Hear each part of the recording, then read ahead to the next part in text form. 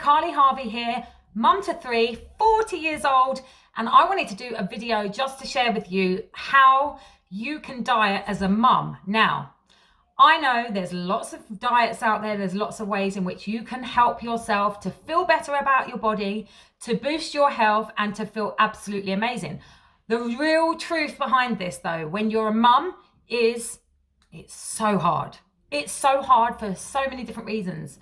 So I wanted to do this just to share with you what the obstacles are and how we can overcome them. Having taken this journey myself, transformed my life, my body, my mind, everything that goes along with it, I wanted to share some of my tips. So, mamas, listen up. First of all, it's not an easy path. It is going to take dedication. It is going to take that absolute belief in yourself to get you to where you need to be. Now, why is belief so important? Number one, firstly, because if you don't believe that you can do something, you're just not going to take those steps to get there. Number two, you just have to start. That's it, just start. Now, I'm not going to be talking about all these things where you set goals that are unrealistic. For example, if you want to get healthy and you want to eat better, putting yourself on a diet that is going to be completely unable to stick to, you're unable to stick to it, it's not going to work for you, because what's going to happen is you're going to go through the first 5 days and you're going to be, oh, this is great, I'm doing well, and then something happens. Maybe it's someone's birthday, maybe you just are not feeling great, and let's be honest, maybe it's the time of the month and you just need that bit of chocolate cake. What happens then is you go and grab that bar of chocolate, that packet of crisps, whatever it is your thing, and then you beat yourself up. So although you've done 5 days of being super strict, super healthy, that one day literally knocks you off the wagon and you find it hard to get back on. Now, this is the same for many, many people, okay?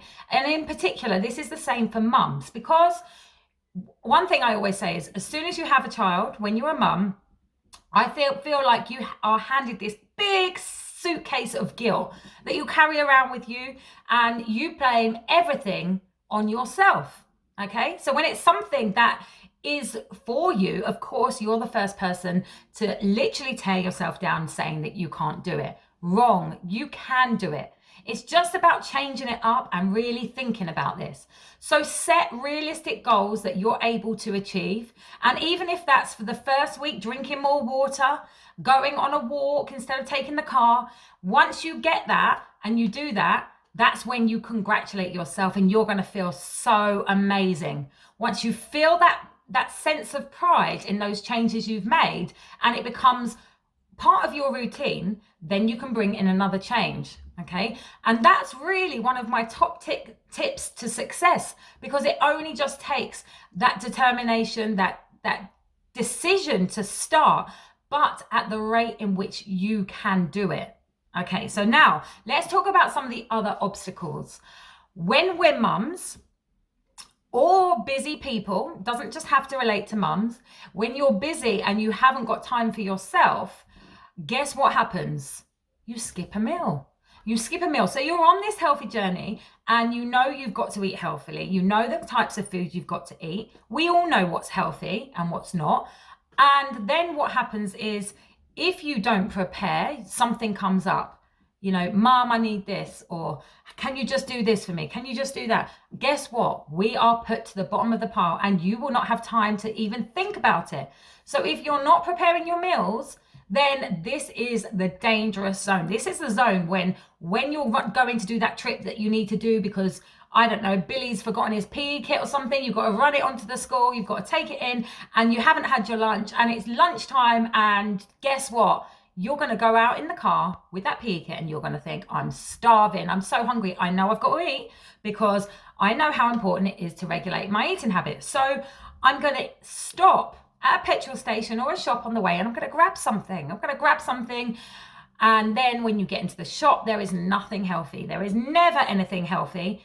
Or even if there is something healthy, you might look and you've got to walk past that bar of chocolate, you've got to walk past that packet of crisps, and guess what? You want to dive in because it's not routine for you to be in a shop buying your lunch, so you're just going to grab whatever is available. And it's not going to be good. And what you're going to do is you're going to give yourself something that's not good for you, and then you're going to beat yourself up yet again.